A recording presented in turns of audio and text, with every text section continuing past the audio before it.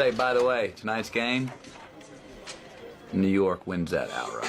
You know he's on top. Million subs, he never gonna flop. Out of Chicago, where the streets don't sleep. Betting on games, making cash real deep. Crystal ball for sports, he knows the lines. He's a sports aficionado, the money he finds. From football to basketball, he's always on point. Predicting winners never disappoints. He's got that hustle, that Chicago vibe. Making moves on the streets, cash on the side. With E, you know it's always a bet. He's the king of the game, never forget.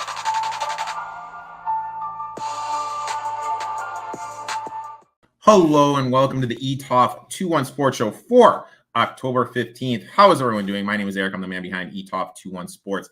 Absolutely loaded episode for you today. My boy David, aka Better DP21. He's going to come on. We're going to look back at week 6 plus share what bets we are making for week 7. And Gino has his horse racing bet of the day. But before you get into all that, do me a favor. Visit Just Out Tennis. Use promo code ETOFT21, 10% off. They have phenomenal tennis clothes.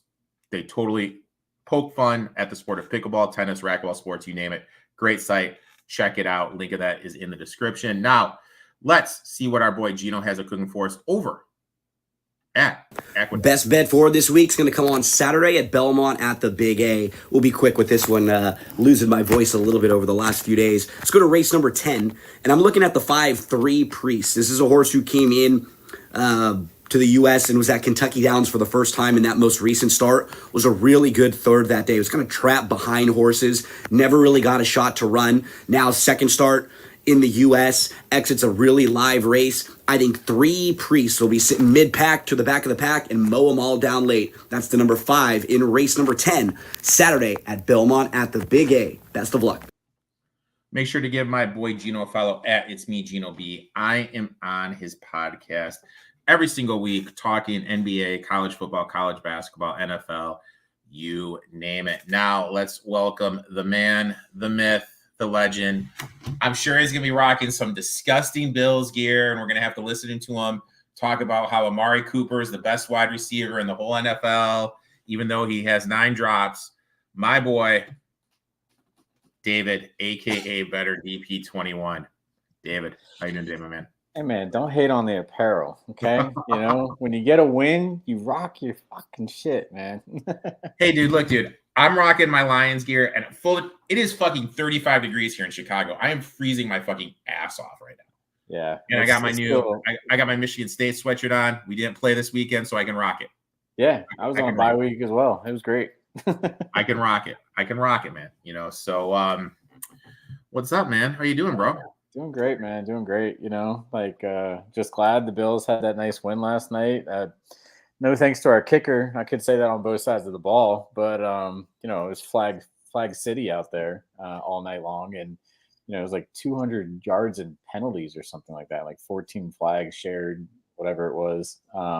Absurd. But yeah, then all of a sudden, you know, see the news early this morning where Devontae is going to the Jets, and then, you know, as I'm sharing that news with my dad, I think like probably an hour or two later, he shares the news about Amari Cooper coming to the Bills, and next thing you know, I'm like, well, I guess we're all in on this year. It looks like. So, you know, it's like really, you know, really good news day overall, and didn't hate it. You know, actually, I was really proud of one of my friends though. He put together a drunken parlay, 12-team NFL parlay for $50. He needed the Bills to win last night to complete his 12-leg parlay, and cashed out over $7,000. Ooh. That's pretty good. Yeah. Yeah. Pretty impressive. Pretty impressive for a drunken moment. So let's obviously you kind of hit the nail on the head. There were some 2 big trades that happened today. Cooper to the Bills. Yep. Adams to the Jets. Yep. You know, let's talk about which one do you want to talk about first? You can talk about Devontae. All right. Give me your 2 cents on Devontae. I mean, didn't we all see it coming? Like, you know, like, oh my God, my hamstring. And then all of a sudden, like, hey, everybody, I'm good to play. I'm going to be with Rodgers. You know, like, is anybody really that shocked about it? You know, I could make the argument that both teams, both the Jets and the Bills, were lacking a top wide receiver one. I mean, I really do like Devontae. I watched his, his bio thing on Netflix, with the wide receivers and all that stuff, and really, really enjoy the person that he, displayed himself through that. But he's a premier talent. I mean, do I think the Jets definitely got someone there? Yeah. And I was actually saying it last night while watching the game. I was like, Garrett Wilson, such a weird wide receiver one for the Jets. Like, I could see him being more of a second, but they weren't doing anything with him downfield until last night. So, when all of a sudden he kind of like separated himself from the rest of the pack, that was the first time they showed that all season for him. I mean, before that, it was a lot of check downs, Lazard, a whole bit, checking down the running back, tight ends, the whole nine. I mean, it was never anything deep, and Garrett Wilson separated himself. And so now they're going to have maybe both dual outside threats between the both of them, where they both separate great, release from the line, to make some, hard cuts over the middle and really separate to the outside for Rodgers. So, he's obviously going to have great chemistry with Rodgers there out the gate. Probably won't take him a lot of time to pick up the playbook if Rodgers is already signaling certain things to him that he may already know. But there's a lot of funny memes out there about it as well, right? So I don't know. That's kind of where my head goes immediately, though. So my takeaway is this: I got multiple takeaways. Mm-hmm. Number one, how soft of a franchise does this make the Raiders look like? Yeah. Here you are. Now, maybe this is me. I'm going like, look, dude, I paid you the money. You're here. You have two options. You can come out and play, or you can sit at home. Those are the two options. Right. I'm not going to trade you so you can go play with one of your friends. Or if I'm going to trade you, where I'm trading his ass to fucking Carolina. Right. Like, I am not, because once you, what's the word? I forget the saying, but once you open up the door to get walked over, you're going to get walked over all the time. Yeah. All the time. And that's basically what it is. And look, you're one of 32 people that own an NFL team in freaking Las Vegas of all time. When you think of all the towns that own a franchise, that has to be one of the best places. And you let this guy just completely step on your face and walk all over you. That just awful. And then the whole thing, hamstring magically okay now. That's what I mean. I'm just here. I'm chilling at Aaron Rodgers' house. Yeah, that too. The whole thing just, in my eyes, looks awful. And in terms of the X's and O's stuff, look, is he going to play defensive line and help them stop the run? No. Yeah, we ran all over him. Is he? Oh my God! Did you say we? Do you have a fucking helmet on? Are you strapping up, dude? Like, it didn't matter who was in the backfield. Was my point. I know, dude. You got fucking Ray Davis looking like fucking young Herschel Walker back there. Right. And then the other thing is, it's amazing. Like, my scouting report on Sauce Gardner was this: if they allow him to hand fight, he's going to be elite. If they call hand fighting, he's going to struggle. And now they're calling hand fighting, and he is struggling like no other. Yep. So all that back four is doing is constantly getting pass interference calls. So he's not back there. So the two areas of the Jets, he's not helping. And I don't know anyone that's sitting back saying, oh, whoa, if the Jets have Devontae Adams, they're going to be going places. But the thing is like, when we look at their schedule, excuse me, really quick, they do have a 6-game stretch where I think they're going to be able to mess around a little bit and get some things done. Yeah. Like, they just played the Bills. Okay. They play the Steelers this week, which I think is a bad matchup for them. Then you play the Patriots, which should be a win. Texans, Cardinals, Colts. But then after the bye, you have Seahawks at home, Dolphins. We don't know what's going on with Tua and everything. Right. Jaguars have been a train wreck. Rams, everyone could be shut down by then. Then they play at your Bills, and then the Dolphins at home. So the back half of their schedule is lined up to do something, but it's not because of Rodgers. It's just because they're going to be playing weaker teams. Right. Spear 22. What is going on with the Jags? I don't know, man. That's a very good question. I mean, it's like they can't make up their mind.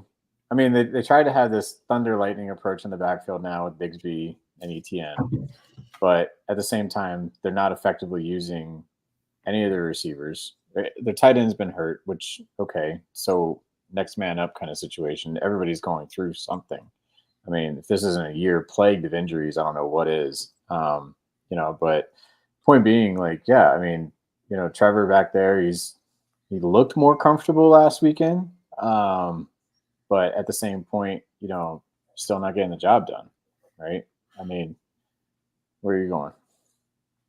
Oh no, finish your thought, then I'm gonna say my thing.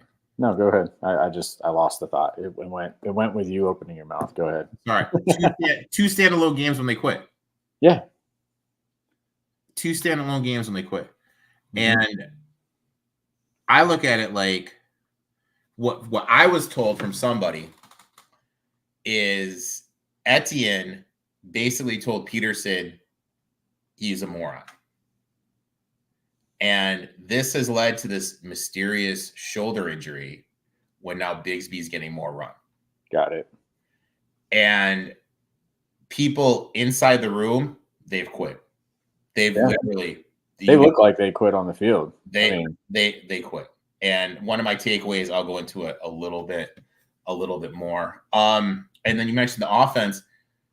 Everything last year, the last 2 years has been middle of the field centric. That's why Ingram and Christian Kurtz has had such a good years. Now they're throwing it out down the field to Brian Thomas Jr. Right. Everything is gone just completely. Well, yeah, it's a little shuffle the deck, right? Like you're absolutely right. I mean, and you can kind of see that, as it pertains to fantasy. Like, everybody's going, where's Kirk and all his targets? Where's all this kind of stuff, right? And meanwhile, he's not getting as many because they are throwing to Brian Thomas. They're making him priority on the outside. He's winning some of the matchups, but he's not winning all of them, clearly. I mean, you can't just rely on that guy. I'm actually surprised that Lawrence, or at least the OC staff or whoever's making the ultimate call there, isn't feeding Kirk more for them to have that better rhythm offense that they need. So one of my friends texted me this. Lawrence didn't, what was it? Meyer didn't mess up Lawrence. Lawrence messed up Meyer. Okay. Yeah. I mean, Lawrence has regressed a little bit. I mean, it's a different way of thinking. It's a hot take, but sports facts. Why are you wearing a winter hat, Eric? Dude, it is 35 here in Chicago, and I'm from Michigan, and we have a rule you cannot turn the heat on to fucking November. Okay. So, you know what? I'm toughing it out here. My parents would disown me. So soft what Adams did. What's up, boys? You know what, dude? I did have a good B day, dude. I did have a good B day. Funny story. I was at CMU this weekend, and we went to the parade. Okay, and how like people walk in the parade and they like throw shit. Sure.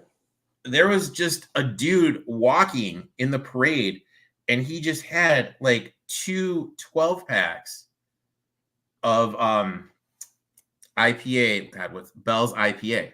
Just had 2 12-packs, just fucking walking, man. And he walks right past me. You go, oh, dude, I'll snag one. I thought he was in the fucking parade. He gave me the weirdest look in the world. I don't know. He kind of had to be there, man. But you know how people throw the fucking candy? I thought you were like giving out beers to the adults, dude. That's why. I was like, yo, man, I'll take a beer. That's how you do it. I'm a bitch. The guy gave me one, and then like it was CMU's homecoming. That's where my parents live. That's where I grew up. And my mom, after the parade, she was like, hey, let's go to Freddy's. It's this little little dive bar in Mount Pleasant.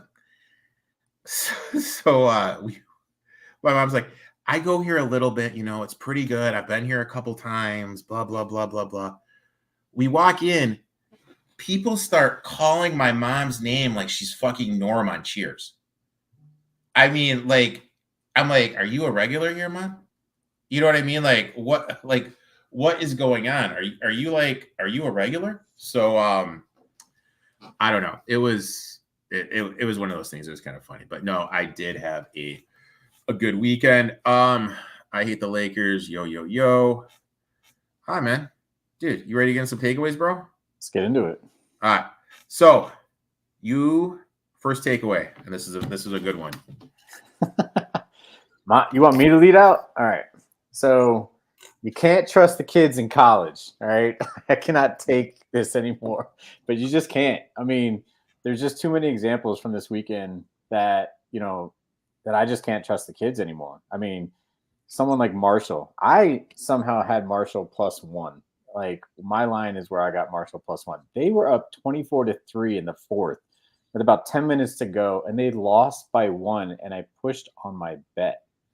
And I was just looking at this, and it came up even on the show Bad Beats last night. They put that one on it because it was that ridiculous that they lost that game and couldn't cover because for some reason their line, whatever they had, was Marshall -1.5. So, I guess it pays to bet earlier because apparently that line moved a full, 2 points on that. But either way, that was my first example. My other example of college was South Carolina not getting the chance. They had so many chances to beat Bama. They even recovered their onside kick as a final prayer moment to still have a shot at beating them. And they couldn't convert to a field goal distance to win the game. They earlier also missed a field goal in that game just prior to that whole last drive. So it's heartbreak city in college for me right now.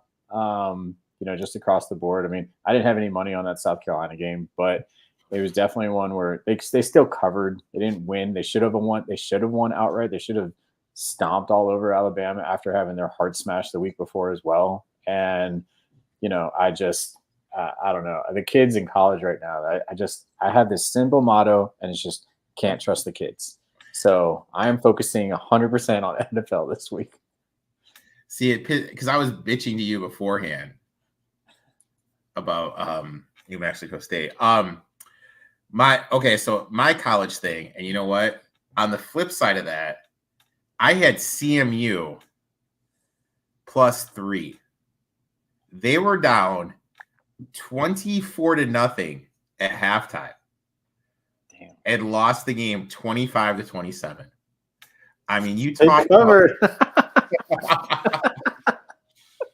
and they had their backup quarterback in there. Dude, it was one of the best covers. But no, like, it's kind of like basketball, dude. Like, you throw a bunch of, unless you're the quarterback of Oklahoma State, who's 32, you throw a bunch of young guys out there with a round field, with a obscure shaped ball, weird stuff is going to happen. And momentum's such a big thing in college.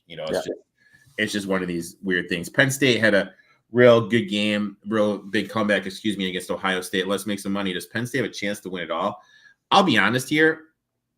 I think I have no idea. I mean, I think they have the talent. I think their offense is innovative, but you're counting on Franklin, who's never done anything really big. He's never really came through with anything. I think they have a chance, but I think there's a lot of teams that have a chance. I think they have a chance of making the playoffs. So if you make the playoffs, you have a chance to win it. Now, my thing is this: when they went on the road last week against USC, I put up my motto, I put up my stats like I do normally for all these games, and Penn State's defense is like neutral. So what I'm saying here is they don't have the better defense in order to compete with the big boys right now and actually hold their own. So I actually had USC covering on that game, which I'm pretty sure they did. But point being is right now, unless they do something to shore up their defense differently, I don't think they have a chance to win it all based on that defense. Now, offense might be able to hold, a little bit, but hold their own. I mean, with the best of them in general. Was it Kyle Aller as their QB? Yeah. I mean, he's a great athlete back there for them. Really great, pinpoint. I mean, I love the way that ball comes out of his hand. But point being is, like, till they do something different with their defense and get their schemes a little bit, shored up. Again, I don't think it's a team I would trust to win it all. Is Old Miss on quit watch? So here's the thing. 1-2 in the conference. I mean, just Bama 2-1, Georgia 3-1, Arkansas 2-1, Vanderbilt 2-1, Tennessee 2-1, Texas 2-0, Texas A&M 3-0, LSU 2-0. I just don't. This team, which had Dart Heisman aspirations, national championship aspirations, like right now, if you went out, if you beat Oklahoma, Arkansas, Georgia, Florida, Mississippi State with losses, Kentucky at home and at LSU, I don't think you're in. So I think it is a heavy possibility we could see LSU Old Miss quit. I think that's a good call by Sports Facts. They could be on quit watch. NFL hot take, my friend. Lay it on me. Next one, NFL hot take. Man, I think NFC North might be the best division out there right now. And, so that's kind of where I'm going with this one, right? Like, who's going to win the NFC North? Obviously, your Lions suffered a major blow with Hutch this weekend. And then I'm questioning, are the Bears for real? I mean, best indicator of future performance, recency performance for me. Caleb Williams is sporting a very nice QB rating over 118 over his last 3 games. First 3 games was averaging right around 60, 62, something around there. So they're definitely on the rise. Vikings and Green Bay, definitely in great form for themselves. Everybody in that division is above 500. There's no real separation for me right now to distinguish outside of, your major defensive injury, which time will tell how they actually, play that one up and actually, fill that void. But, I look at it like it's anybody's to take right now. So what's the best futures bet in that division for me, Eric? Bears not to make the playoffs. Well, no, I mean, like, I hate the Lakers. Bears have a tough stretch of games coming on. So let's just kind of look at their schedule. I mean, Packers, Vikings, Lions, Niners, Vikings, Lions, Seahawks, Packers. That's a tough-ass close, dude. Yeah. You know what I mean? They're going to beat up on each other here and there. I get it. Yeah. Like, they're going to be playing each other a few times. So, I mean, like, I heard this one given out. I saw this one on Twitter. If there is a bet right now that is intriguing, and it doesn't have to do with the North, and I hate this team, but if they win this week, it is a heavy possibility the Bucks at 25-1 to be the top seed. Yeah. Just be the top seed. Yeah. I think that's an intriguing one. I don't know. Like, I'm still not sipping the Bears Kool-Aid. Maybe it's just my hatred because I live here and I'm from Michigan, but I still question their run game.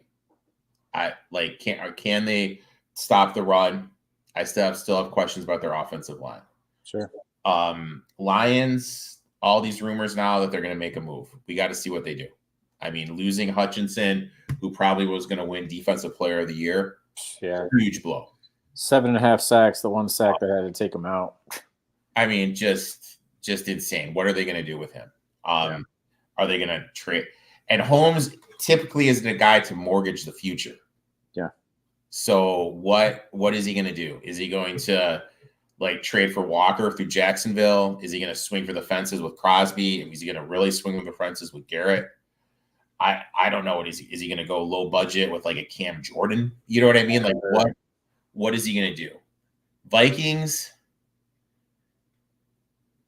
Is this just like Kevin O'Connell and Brian Flores are just playing chess out there? Yeah. Because that talent level isn't that good. Right. You know what I mean? Like, are they just smarter than everybody else? Or is there going to be some regression to the mean? Always regression to the mean. I think there's always that. The one thing I like about the Packers is this. And if anyone from Green Bay fans, whatever, is watching, they don't have a star, so you're not going to get the star ego from anybody. Sure. I think that helps. I'm not a big Jordan Love guy. I don't like all the throws off the back foot. And I don't mean to be a dick to Josh Jacobs. I think that was a wasted signing. I would never assign Josh Jacobs. Yeah. I think you could have got a running back that could have done what he did in the draft. Use that money to shore up the secondary or your run defense. My takeaway. Oh my God. And I was bitch texting at you over the weekend. Oh, I know. Coaches are getting too cute and it's costing them games. All these coaches are trying to prove, hey, look at me, I'm the smartest guy in the room, and it's costing them games. Example, you're playing a team 30th DVOA defending the run, allowing 121 yards a game. You have 8 rush attempts at halftime. 8 rush attempts at halftime. Literally, what are you doing? Good coaches take advantage of the matchup. Another example, you're playing the team that gives up the 6th most passing yards to opposing wide receivers, one of the worst defending wide receiver ones, and your alpha, your leading wide receiver, doesn't have a target for the first half. His only touch was when you lined him up in the backfield and handed him off the ball. I was going to say you rushed, yeah. If I'm an owner, this is why I could never own a team or be a GM. Because in my eyes, they are done the next day. I am literally walking down there and saying you're done. Now, look, if you lose because you get outplayed, that's fine, That's dude. one thing, yeah. That's one thing. But when you go out there with these obscure game plans and you're not taking advantage of matchups like the Titans and the Jags did, to me, that's awful. And I've said this for a while. The only reason why Callahan has a head coaching job is his old man. He should not have a coaching job. And Peterson, that Peterson Foles lotto ticket Super Bowl is just holding him on. And Peterson beat Brady, and Belichick in the Super Bowl. Right. And we're seeing this tomfoolery from him. Now we see these good coaches, example, the Ravens. Ravens aren't a pass-happy team. Yep. They like to run the ball. Give it to Derrick Henry. Let Derrick Henry do his thing. Everybody knows he's getting it. Yeah. But Zay Jones had 9 for 132. So they made an effort to take advantage of the Commanders' secondary. Right. And they attacked a weakness. They didn't Andrews found himself relevant last weekend as well.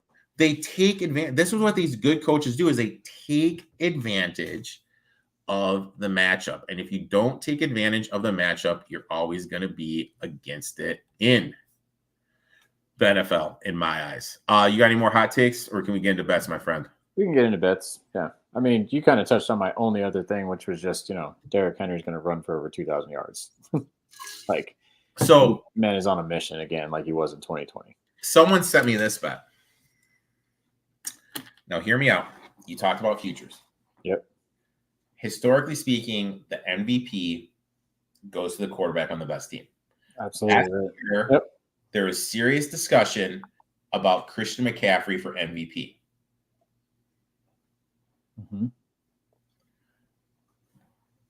Do we need to start thinking about that for Derrick Henry? Because Lamar's not going to win back-to-back. Lamar won it last year. He's not going to win back-to-back. So with that being said, you give me your thought. I'm going to look up Derrick Henry MVP odds. I mean, I absolutely do think, like I said, he would be the only person to run for 2,000 yards since he last did it himself. I mean, and leading a winning team, to a playoff contention.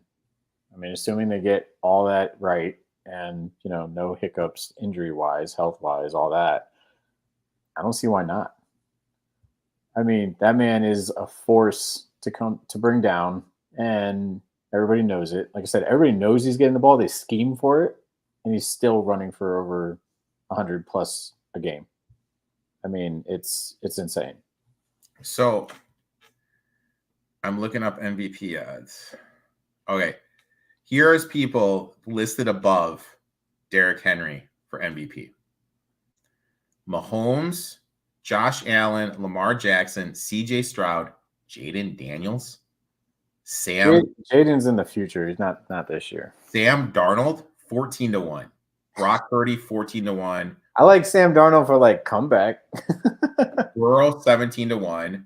Goff 18-1, Love 22-1, Hurts 28-1, Mayfield 30-1, Mayfield and Cousins 30-1, Prescott and Murray 35-1, Rodgers and Caleb Williams 50-1, Derrick Henry 61. You know what? We're doing it. We're giving out a future here. David and I sign off on it. Derrick Henry MVP 60-1. We're putting it in right now. I love that. We're gonna put some money on it. All right. Let's go to the bets here real quick. Rough week for the show. Wade was 1-2. I was 1-2. Wade hit the 49ers -3. I mean, dude, I am sorry, man. That Giants +3.5 was brutal. Lost the Jags money line. I hit the Ravens -6.5. Lost the Panthers 6.5. Lost the Pats +7.5. So we are, what do we say, 19, 13-1 for the show. We need to get it going, and we're going to Thursday night, my friend. Tell us what your first bet is. Yeah, I mean, like you said, Denver at the Saints. I mean, I gave out the Saints last week. They couldn't tackle in that game to save their life. I really hope that they have a very stern talking to or something gets figured out in that locker room. Point being, though, I mean, again, for anybody that has seen me with Eric on these shows, basically I'm a numbers guy. I'm following the numbers. I'm following the data of what this is telling me in terms of how these things are matching up, both against the rankings, both offensively and defensively, and just kind of how my output looks from a model perspective. So, they're +2.5 for me. I never like to play anything really kind of below 3. Sometimes even below 6 points that are given out on a spread, depending on what's going on there. I will usually play the money line. I think I've said this to Eric on many times on his show. NFL is a money line sport disguised as a spread sport, right? So and I say that because there's just so much money to be had on the money lines for these teams. Now, this isn't a significant one. It's +110. To me, this is basically saying, it's a pick 'em game from the book's perspective here. Obviously, we're getting a little bit more than even odds, but point being is, again, I go to the money line on this. Now, my average line for this game for my model is showing a -7 in favor of the Saints. So it's almost a 9-point edge that we have over the book in this situation, in my opinion. So the way that I also look at this, when I match everything up here, these are actually very evenly matched teams when it comes to their both rushing offense, both 23 and 26. The Saints edge them a little bit better in terms of the rushing ability here, but these are both great rushing defenses here. You got the Broncos #7, Saints #8. So it's going to be a matter of who actually stands up against who. The Saints, though, they do have a better overall passing offense. Now, I know that, this is like a body of work kind of thing. And I know Spencer Rattler is just out there, but he held his own for the most part last week for his first start. And not that yet, I give him grace for that, just like you do with any rookie, to a degree, right? But, getting put in there against the Bucs team that you knew was going to come out and be competitive in a division matchup. I really thought the Saints, and they did win that first half. I mean, I just thought they needed to keep that tempo. They had that game. But the wheels fell off in the second half for them in that one, but it's okay. Where I'm coming from this is that Saints have a better overall offensive body of work, and they have a better overall defensive body of work. So the way that I look at this, again, Broncos and the Saints both have great passing defenses. The Broncos a little bit better at #4 overall in my rankings. Saints at #8 from a passing defense perspective. But they have the better overall passing offense, and I don't know. I didn't get any updates before this about Olave, but point being, even without him, they showed that they could pick it up through their other receiving core that was on the field. And they can also use Kamara as an extension of the pass, which I think they will do in this game a lot more.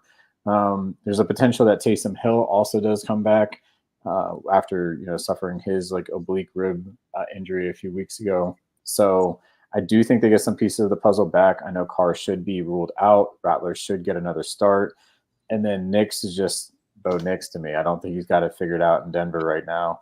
It's just Bo Nix. It's just Bo Nix. I was high on them drafting him. Don't get me wrong, but I also think that him and his coach Peyton are not on the same page still. I don't think he's got the chemistry with Sutton and all the other receivers, and I think some teams have exposed that of them.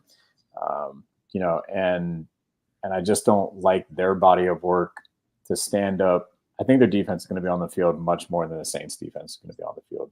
I think they're going to get more tired, more quick.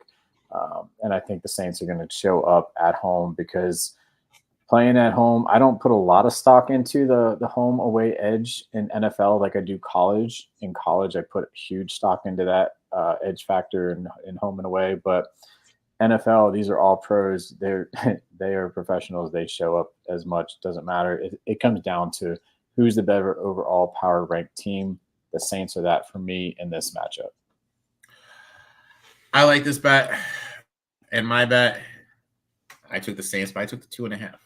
There you go. Now look, I don't listen to many podcasts, but I sometimes listen to the Chris Long podcast. And he made this statement, and his statement was anytime you're on the field for more than 70 plays, that carries over to the next week. That was his statement. The Broncos were on the field for 75 plays against the Chargers, and now they're traveling across country from Denver to the Saints. I'll call it cross country. Yep. On a short week. Yeah. I think their body on defense is going to be a little sore, and we saw it last week with the Seahawks. Seahawks were on the field for 80 plays against the Giants the week before, and they just couldn't do anything.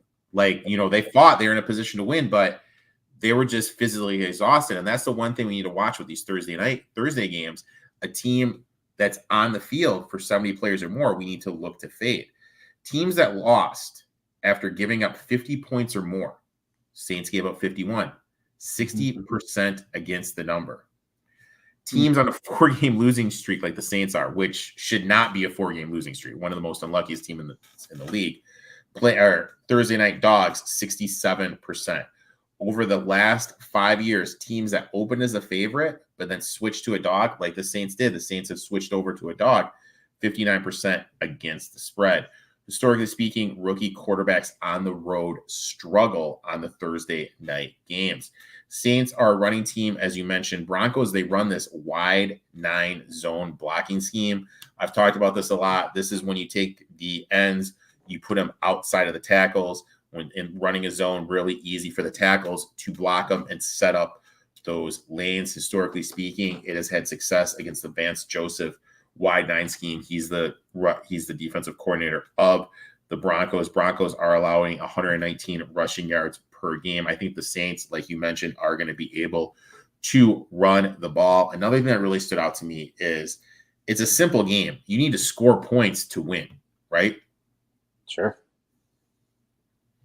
The Broncos, half their games, they haven't scored in the first half. Nope. So that's something that needs serious consideration. I know everyone wants to make Nix into this thing. He's so fun to watch and everything. He doesn't have success until the second half when they're playing from behind. That's when all his production comes from. Everything before that is literally nothing, and he's really struggling more than people realize. I have this site I use. It ranks teams in terms of luck. Do they get the bounces, the turnovers, the missed field goals, all the random stuff that happen? Yep. Saints are the second most unluckiest team in the league. This team is due for some effing regression. And dude, there's a world where they beat the Falcons, they beat the Eagles. There's a world where he's undefeated. Right. I agree with you. They're due for some bounces, some turnovers to go their way. I don't think there should be a world where Nix is laying points.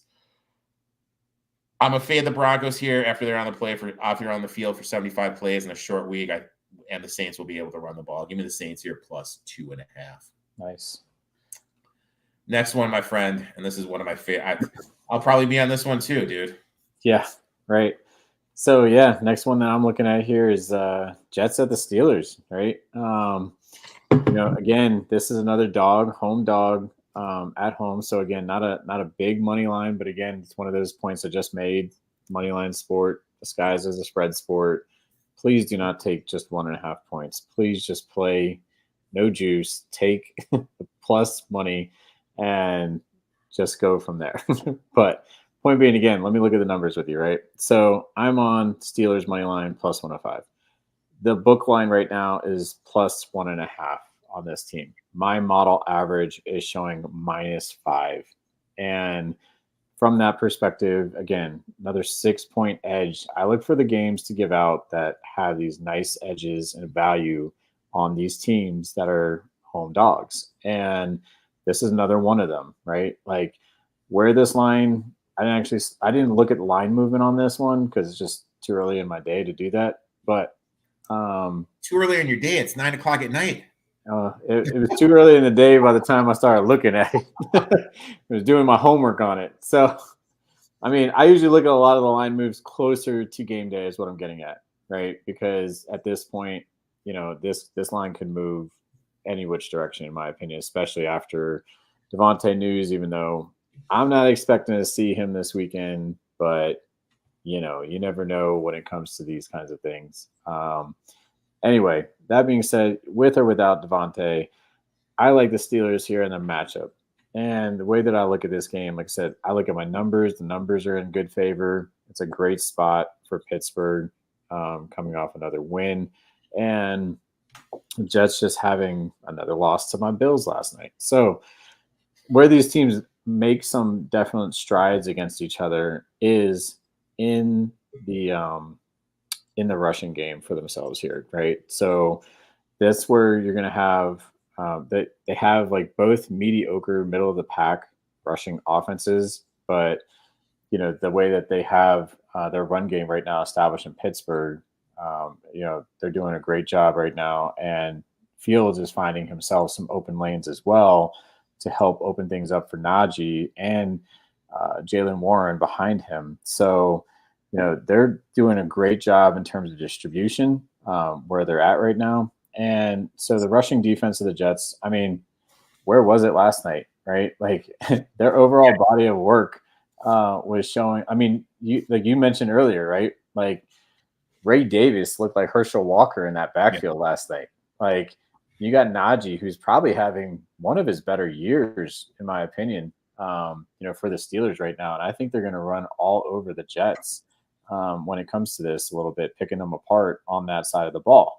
Now, also where they have, another little bit advantage is, in the passing game. They are actually a better passing overall team than the Jets. I mean, granted, I kind of, pointed out a few of those things earlier when I was talking about Rodgers, all his checkdowns, not really extending the field and all those kinds of things. But, they're doing a great job with Fields back there, lining things up, getting the ball to his tight end as a check down, getting things on the outside to his receivers, Pickens being that main target for himself. So, they're going to have a lot of run play action kind of stuff when it comes to this kind of offensive scheme for themselves going against the Jets.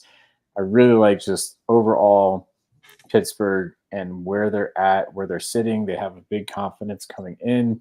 Jets are, I don't know where their confidence lies right now. They lost the coach, they gained a player, whatever. Rodgers is just kind of like, running the thing right there and coming up with excuses to play blame game on everybody but himself when it comes to a press conference. So, is what it is. But again, the numbers are showing me overall body of work. The Steelers in this matchup have the better power ranking over the Jets. So I'm taking the value and the plus money over the Jets in this situation as well. I like this play. And let's just talk about the Jets schedule for a minute. Okay. Week 1, San Francisco on Monday Night Football. Yep. You fly back to New York. Right. Then week 2, you play at Tennessee, 1:00 game. Week 3, you fly back to New York. On a short week, you play the Patriots. Okay. You stay home for week 4, so you're chilling in New York. Yep. Then week 5, you fly out to London. Right. You don't take the bye. You come back, and now you play Monday Night Football.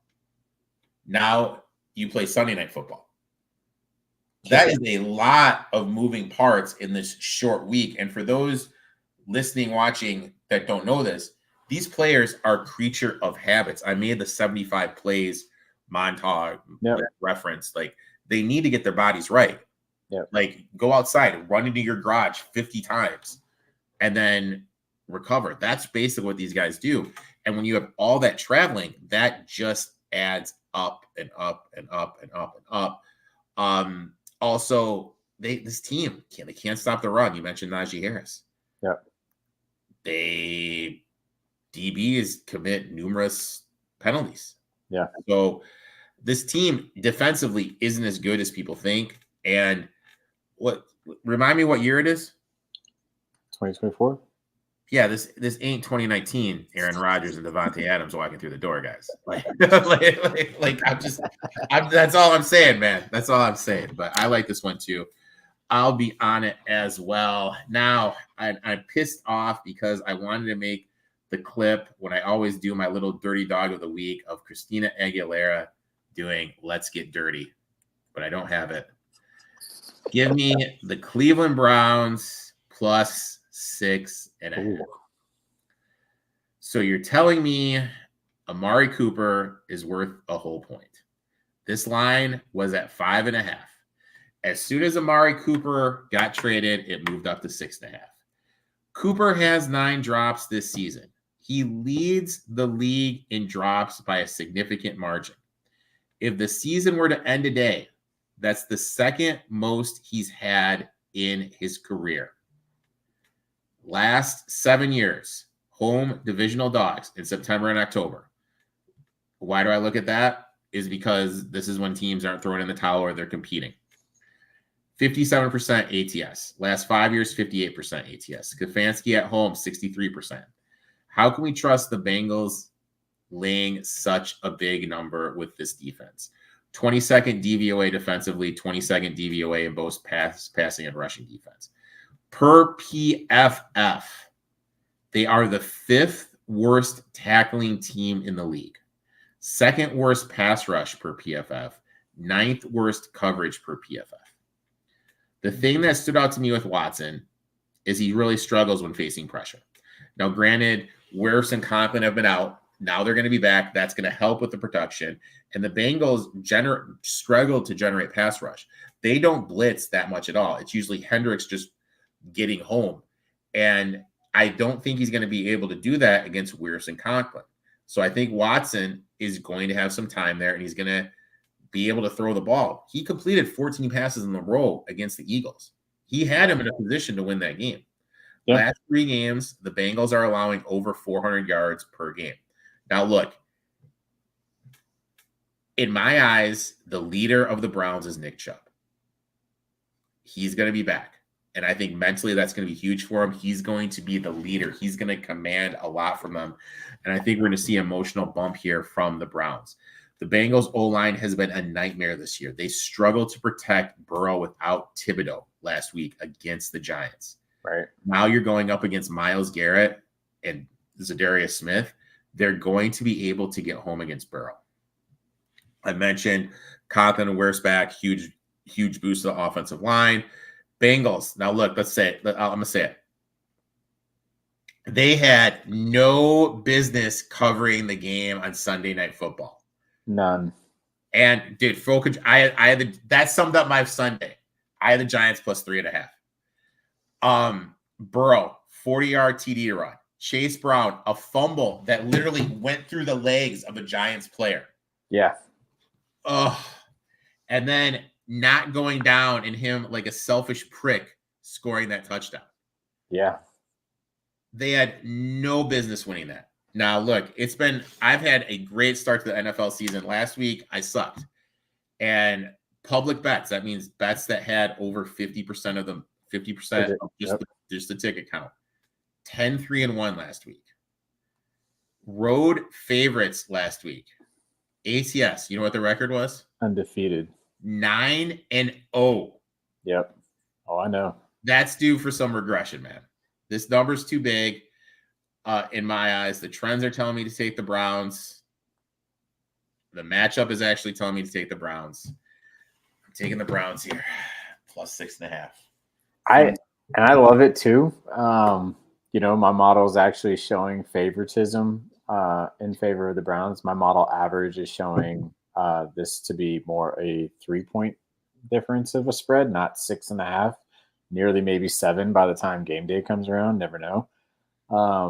So yeah, I already see an edge there as well. It was definitely one that I was looking at. So I sign off on that as well. That is a good one. The thing with the Browns, how can I word this? The Browns to me are kind of like somebody that, oh God, how can I say this without sound like a scumbag? Like, I don't know. I'm gonna let you kind of run with that one. I don't know. Like they're kind of like someone that lives off their past. I'll say sure. that. Sure. You know what I mean? They're living off their past. Now, they don't have the same qualities that they had back then. They're just living off their past, and they're getting a lot of street cred. And I think if they don't make the playoffs this year, we may have to have a little discussion about Joey B being a little overrated. I'm going to say that. That's a hot take. I like that. Next one, and we're going head to head here, and I love it. I love it.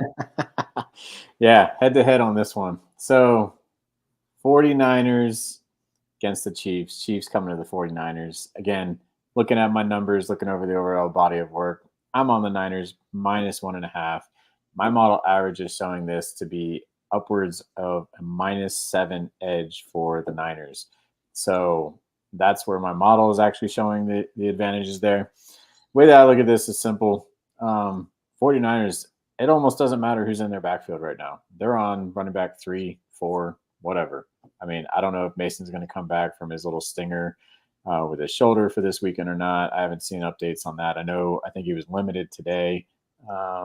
When I was just kind of checking earlier a little bit on that. But, was the other guy, Garendo? I think that was, next man up kind of situation. And again, big holes, exposed people, and ran all over people as well. So, he had upwards of 100 yards. I mean, some of these no-name rookies that are in these backfields are just coming out explosive. And that has a lot more to do with the line than I think it does to do with the rookie themselves. But here nor there, here's my matchups, right? So rushing offense of the Niners, second best rushing team in the league right now, going against number 12 best rushing defense in the league in the Chiefs. So edge to the Niners. And conversely, the Chiefs have the 10th best rushing offense going against number 3 best rushing defense with the Niners. Again, edge with the running game, all with the Niners. That's how I'm looking at that. Then on the other side, the flip side of the ball is the passing game.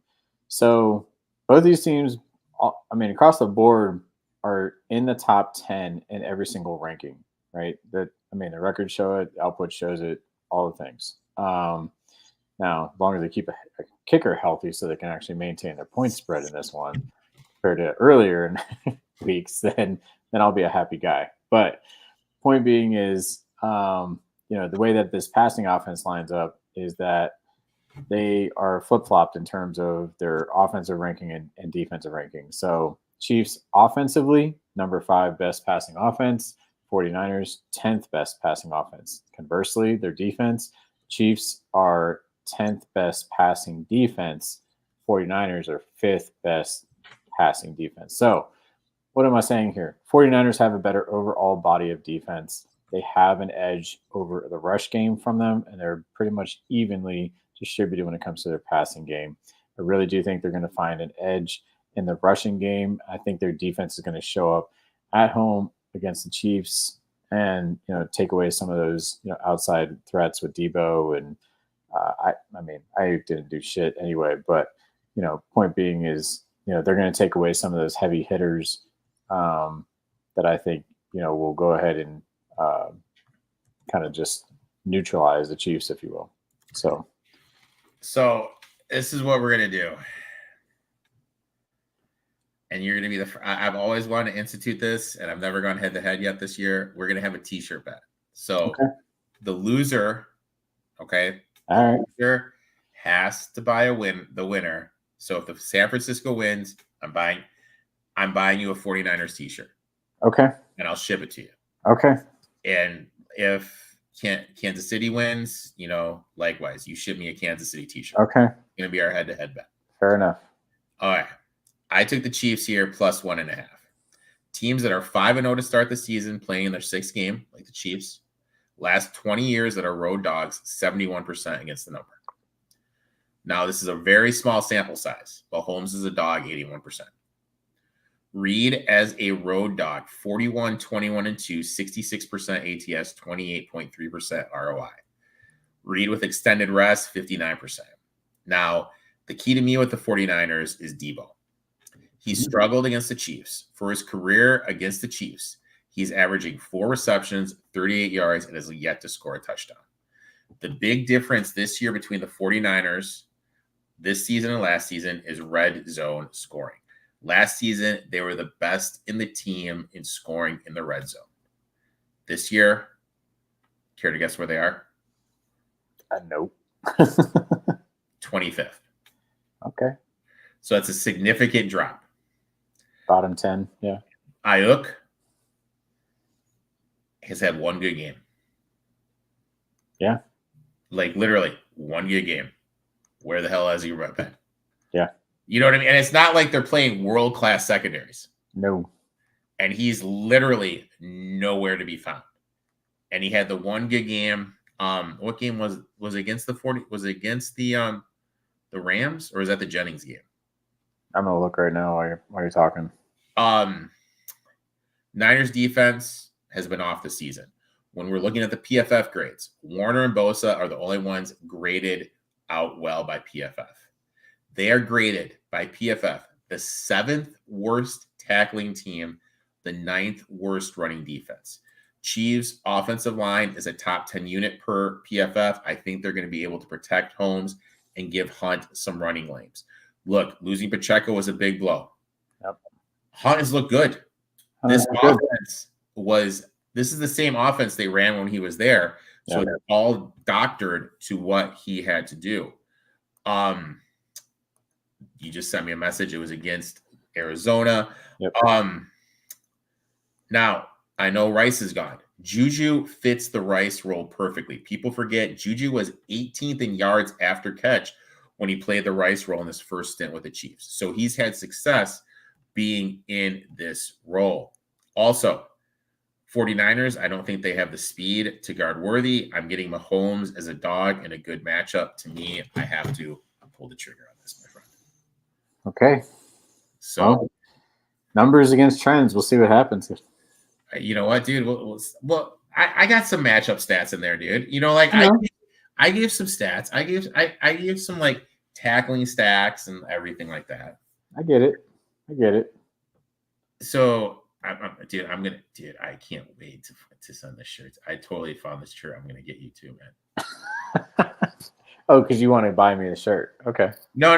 Like I'm already doing research, dude. I'm already doing research. Dude, you just gotta let me know what size you are, man. If this loses, size large. dude, I already got the shirt. I already know the shirt. Oh my god, I'm looking at it right now. It's great. Don't worry, we'll be watching that game. All intents and purposes. Oh, David, always a pleasure when you come on.